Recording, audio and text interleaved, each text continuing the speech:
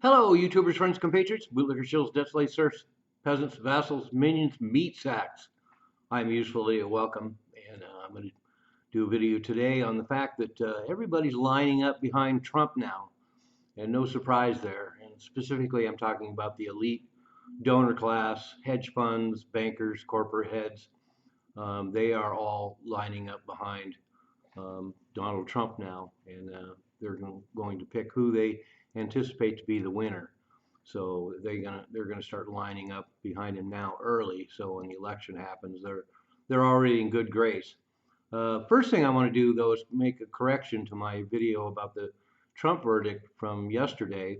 When I initially did the video, it was early in the morning, and the Trump campaign had raised what seemed like a substantial amount, $300,000 in a couple of hours.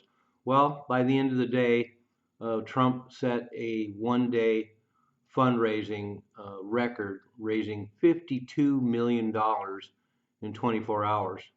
So the winds of change are coming quick.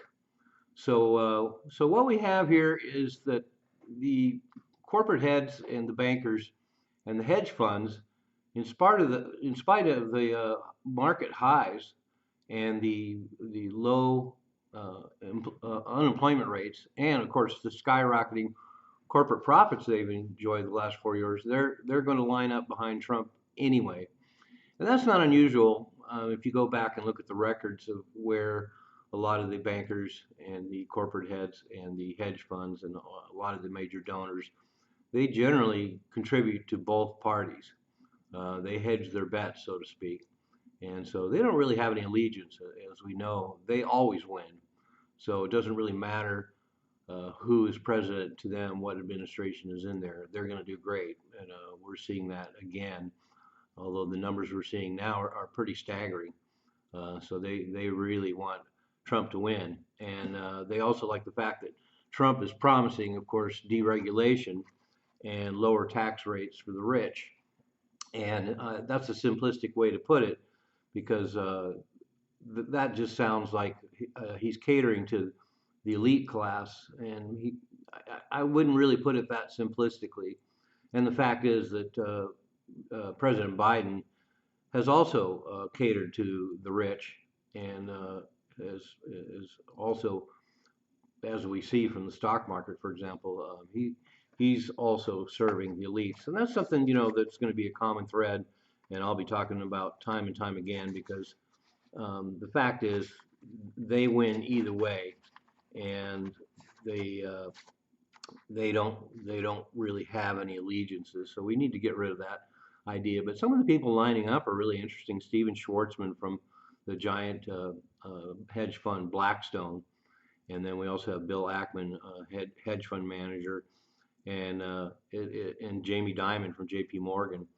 And then strikingly, a lot of the Republican leaders, because of the verdict and the questions about this case that just happened, uh, people like Mitt Romney are now lining up to defend Donald Trump. So that's kind of how it goes. We've had 3 years of all these people dumping on Donald Trump, and now that it looks like he's going to win, they're all going to line up and act like they've been for him all along. And they also want to make sure they're in good graces when Trump takes office, which, as I mentioned, is almost inevitable. And Steven Schwartzman of Blackstone, as a matter of fact, is in consideration as the Treasury Secretary in the Trump administration. So a lot of what Joe Biden has done has really not looked on in favor over the last nearly 4 years now, amongst these big players, of course, because they really don't like the negative portrayal of capitalism. And there's a lot that's gone on about in these last 4 years that's been targeting capitalism as some kind of evil villain. And in some respects that's true, but it's obviously a lot more complex than that. And I don't want to deal in simplicities whenever I do any topics. But one of the more interesting comments was that former head of Case Capital Management, Whitney Tilson, said, quote, "The Biden presidency has been extraordinarily good for people in the investing business. It is perplexing that those who have performed the best under Biden also appear to be the most unhappy with his administration. So that kind of reveals that there, once again, that there really is no loyalty, and they may make a lot of public comments, but they ultimately are going to pick whoever's going to serve them best. So they'll go with whichever way the wind blows during the 4 years of the Biden administration and kiss up to Biden. But they're showing their true colors now, and this trend is also part of other things that are going on right now. We're seeing a national backlash against woke culture, and so it'll be interesting to see how Hollywood reacts when Trump becomes president. Are they going to amp up their woke product, or are they going to back away? Because we also see a lot of colleges that are backing away from these DEI programs and these woke agendas. And certainly at the corporate level, we're seeing them back away from these DEI and woke agendas. So anyway, these are all good indicators of what's to come, and no surprises. There really is no party loyalty to either the Democrats or Republicans ultimately, and the bankers and the corporate heads and the hedge funds always win.